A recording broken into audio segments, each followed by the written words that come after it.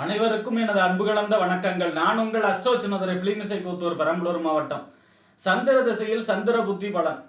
பொதுவாக ஒருவருக்கு ஒரு செயல் நடக்கணும் அப்படின்னா எந்த செயல் நடந்தாலும் சரி அதுக்கு அது சம்பந்தமான பாவகம் இயங்கணும், அப்படி இல்லைன்னா அது சம்பந்தமான கிரகம் இயங்கணும். அதாவது பார்த்தீங்கன்னா ஒருத்தருக்கு குழந்தை பிறப்புன்னா 5ஆம் பாவம் இயங்கணும், புத்திரகாரகனுடைய குரு தசாபுத்தியில இயங்கணும், 5ஆம் அதிபதி தசையோ அல்லது பார்த்தீங்கன்னா குருவுடைய தசாபுத்தியோ இயங்கணும். அதுவே திருமணம் அப்படின்னா 7ஆம் பாவகம் இயங்கணும், அப்படி இல்லைன்னா ஆண்களா இருந்தா சுக்கர திசை இயங்கணும், பெண்களா சுக்கர திசை அல்லது சுக்கர புத்தி, பெண்களா இருந்தா செவ்வாய் திசை செவ்வாய் புத்தி 7ஆம் பாவம் இயங்கணும். அதே போல பாத்தீங்கன்னா ஒரு விஷயத்துக்கு ஒருத்தர் தொழில் ஆரம்பிக்கணும்னா 10ஆம் பாவகம் இயங்கணும், சனி அல்லது சனி புத்தி இயங்கணும், அவருடைய தசா புத்தி இயங்கணும்.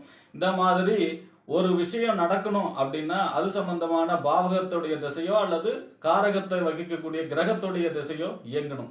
அப்பதான் அந்த செயல் நடக்கும். அது எப்ப நடக்குங்கிறத நம்ம தசா புத்தியை வச்சுதான் தெரிஞ்சுக்கலாம். அப்ப பாத்தீங்கன்னா ஒருவருக்கு தசாபுத்திங்கிறது மிகவும் முக்கியமான விஷயம். ஒருவருக்கு பெரிய அதிர்ஷ்டங்கள் ஜாதகத்துல இருக்கு, கஜகவசர் யோகம் இருக்கு, அதே மாதிரி விபரீத ராஜயோகம் இருக்கு, புத ஆதித்ய யோகம் இருக்கு. இந்த மாதிரி எந்த யோகம் இருந்தாலும் அந்த யோகத்துக்கான யோகத்தை கொடுக்கக்கூடிய தசாபுத்தி நடைமுறைக்கு வந்தா மட்டும்தான் அந்த யோகத்தை அவரால் அனுபவிக்க முடியும். அப்படி இல்லைன்னா அவருக்கு கை கட்டினது வாய் கட்டாம அனுபவிக்க முடியாது. ஒருவருக்கு அவயோக திசை இருக்கு, கடுமையான தோஷங்களையும் கண்டங்களை கொடுக்கக்கூடிய யோகம் இருக்கு, தரித்திர யோகம் இருக்குன்னா கூட அந்த யோகத்துடைய தசாபுத்தி அவருக்கு வரவே இல்லைன்னா அவர் அந்த யோகத்தை அனுபவிக்க வேண்டிய அவசியமே இல்லை. அப்ப அந்த வரிசையில பாத்தீங்கன்னா ஒரு ஜாதகத்துல தசாபுத்தி நடக்குது அப்படின்னா அந்த தசையில 9 புத்திகள் நடக்கும். அந்த 9 புத்திகளை அனுசரிச்சு அப்பப்ப பலன்களும் மாறுபடும். ஒருவருக்கு யோக திசை நடக்குது அப்படின்னு வச்சுக்குவோம். யோக திசையில அவருக்கு ஒரு அவயோக புத்தி நடக்குது. யோக திசைய அவயோக புத்தி 6, 8, 12 மறைஞ்சி பகை நீச்சமாய லக்கணத்துக்கு அவயோகருடைய நட்சத்திர சாரத்துல இருந்து ஒருத்தருடைய புத்தி நடக்குதுன்னா அந்த நேரத்துல யோக திசையே நடந்தாலும் அவருக்கு நல்ல பலன் ஏற்படாது. அதுவே ஒரு கண்டக திசை, ஒரு அவயோக திசை நடக்குது, அஷ்டமாதிபதி திசை நடக்குது, விரையாதிபதி திசை நடக்குது அப்படின்னா, பாதகாதிபதி திசை நடக்குதுன்னா கூட அந்த நேரத்துல லக்கணத்துக்கு யோகத்தை கொடுக்கக்கூடிய அமைப்புல பாக்கிய ஸ்தானத்திலே பஞ்சம ஸ்தானத்தில இருந்து ஒரு கிரகம் புத்தி நடத்துதுன்னா அந்த நேரத்துல நல்ல பலன்கள் ஏற்படும். ஆக ஒரு தசை முழுவதும் நல்ல பலனோ ஒரு தசை முழுவதும் கெட்ட பலனோ ஏற்படுறது அந்த தசையுடைய புத்திநாத அனுசரிச்சு மாறுபடும். அந்த வரிசையில பாத்தீங்கன்னா சந்திர மகாதிசை மொத்தம் 10 வருஷம் நடக்கும். சந்திர மகாதிசையில தன்னுடைய சுய புத்தி ஒரு 10 மாசம் நடக்கும். அப்ப இந்த சந்திர மகாதிசையில சந்திர புத்தி ஒருவருக்கு எப்படிப்பட்ட பலன்களை தரும், எப்படி ஜாதகத்துல இருந்தா என்ன மாதிரியான பலன்களை தரும், இந்த சந்திர திசையில சந்திர புத்தியில செய்யக்கூடிய வழிபாடுகள் என்ன, பரிகாரங்கள் என்ன என்பதையெல்லாம் பற்றி இந்த காணொலியிலே பார்ப்போம். இது போன்ற தொடர்ந்து ஜோதிட தகவல்களை பெறவும் தமிழ் மாத ராசி பலன்களை தெரிந்து கொள்ளவும் நமது சேனல் அஸ்ட்ரோ சின்னதுரை சப்ஸ்கிரைப் செய்து கொள்ளுங்க, லைக் பண்ணுங்க, நண்பர்களுக்கு ஷேர் பண்ணுங்க. அதாவது பாத்தீங்கன்னா சந்திரன் அப்படிங்கிறது சூப்பரா, அதாவது ஒருவருக்கு யோகத்தை கொடுக்கக்கூடிய கிரகம் தசை.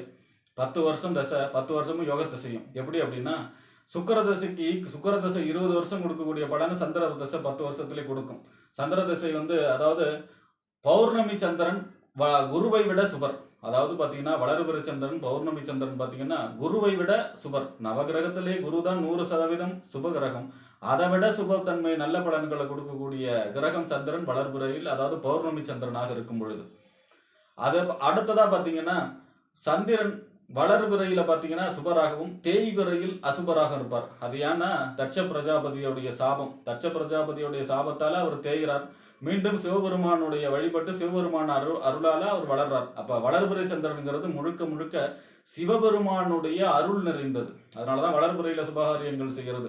15 திதியை பார்த்தீங்கன்னா வளர்பிறையில தான் செய்யறது ரொம்பவும் சிறப்பு. வளர்பிறைங்கிறது சிவபெருமானுடைய அருள் நிறைந்தது.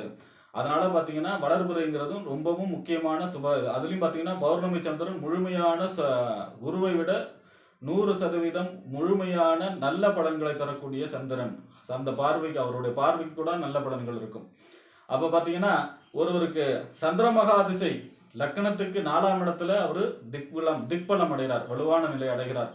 அதே போல பாத்தீங்கன்னா சந்திரன் ரிஷபத்துல உச்சமாகிறார், சந்திரன் விருச்சகத்துல நீசமாகிறார். அப்ப பாத்தீங்கன்னா சந்திர திசை ஒருவருக்கு வருது அப்படின்னா முதல்ல அவருக்கு வெளிநாட்டு யோகம். அவங்க சின்ன குழந்தையா இருந்தா அவங்க அப்பா அம்மாவுக்கு வெளிநாட்டு யோகத்தை கொடுக்கும். அதே போல பாத்தீங்கன்னா விவசாயம் செழிக்கும், விவசாய நிலங்கள் வாங்கக்கூடிய அமைப்பு, நிலம் வாங்கக்கூடிய அமைப்பு, இடம் வாங்கக்கூடிய அமைப்பு, போர் அடிக்கக்கூடிய அமைப்பு. அதே போல வீடு கட்டக்கூடிய யோகம். சந்திர திசை 10 வருஷம் முடியறதுக்குள்ள கண்டிப்பாக வீடு கட்டக்கூடிய யோகம், வெளிநாட்டு யோகம், விவசாயம் செய்யறாங்கன்னா கிணறு வெட்டக்கூடிய யோகம், போர் அடிக்கக்கூடிய யோகம், வளர்ப்பு பிராணிகள் ஆடு மாடு பால் பாக்கியம் அப்படின்னு சொல்லக்கூடிய யோகம் பெருகும். அதாவது செல்வம் 3 வகை. அதாவது இந்திர செல்வம், குபேர செல்வம், லக்ஷ்மி செல்வம். லக்ஷ்மி செல்வம் அப்படிங்கிறது பார்த்தீங்கன்னா வியாபாரம் செய்வதால் ஏற்படக்கூடிய செல்வம், அதனால வரக்கூடிய வருமானம். அதே போல குபேர செல்வங்கிறது திடீர் அதிர்ஷ்டங்கள், ரேஸ், லாட்ரி, கமிஷன் ஏஜென்சி இந்த மாதிரி செஞ்சு வரக்கூடிய தனம் தான் பார்த்தீங்கன்னா குபேர செல்வம். இந்த இந்திர செல்வங்கிறது உங்களுக்கு விவசாயம், பால் பாக்கியம், வளர்ப்பு பிராணிகள், நிலபுலன்களோட தோட்டந்துறவோட இருந்து வாழக்கூடிய யோகம் இந்திர செல்வம். இந்த இந்திர செல்வத்தை தரக்கூடியவர் தான் இந்த சந்திரன்.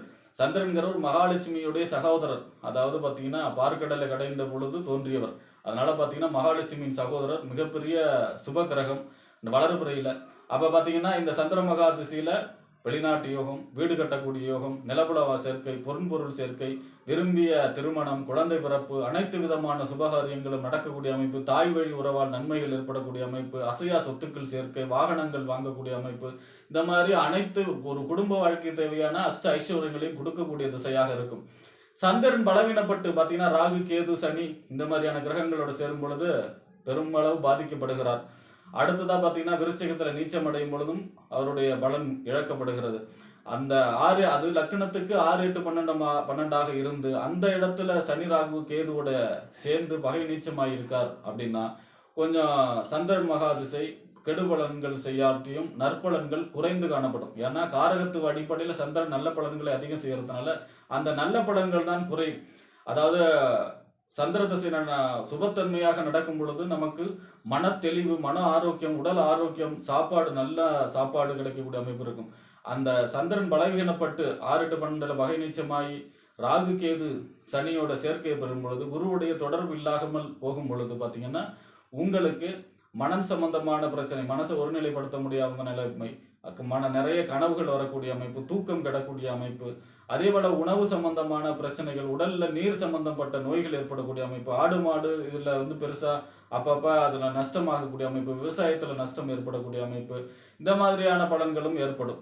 அப்ப பாத்தீங்கன்னா சந்திர மகாதிசை வந்தாலே நீங்க சந்திரனாலே பார்வதி அதிதேவதை. அப்ப பாத்தீங்கன்னா அம்மன் வழிபாடு இந்த சந்திர மகாதிசை முடிகிற வரைக்குமே ஒரு பௌர்ணமிக்கும் 27 எலுமிச்சம்பழ மாலை கோத்து ஏதாவது ஒரு அம்மனுக்கு, சக்தி வாய்ந்த அம்மனுக்கு சாத்திக்கிட்டு வந்தாலே சந்திர மகாதிசை யோகத்தை செய்யும். அதே போல வருஷத்துக்கு ஒரு தடவை திங்களூர், திருவையாறுக்கு பக்கத்தில் இருக்கிற திங்களூர் சென்று திங்கக்கிழமை வெண்பட்டும் மல்லிகை பூ சாற்றி வழிபாடு செய்யும் பொழுதும் சந்திர மகாதிசை மிகப்பெரிய யோகத்தையும் நன்மையும் குடும்ப வாழ்க்கைக்கு தேவையான ஐஸ்வர்யங்களையும் கொடுக்கக்கூடிய திசையாக ஒருவருக்கு அமையும். அதுல சந்திர மகாதிசை சந்திர புத்தி உங்களுக்கு மிகப்பெரிய நன்மை செய்ய இந்த வழிபாடு செய்வது என்பது அதிக அளவு நற்பலன்களை சேர்க்கும் என்று கூறி விடைபெறுகிறேன். நன்றி, வணக்கம்.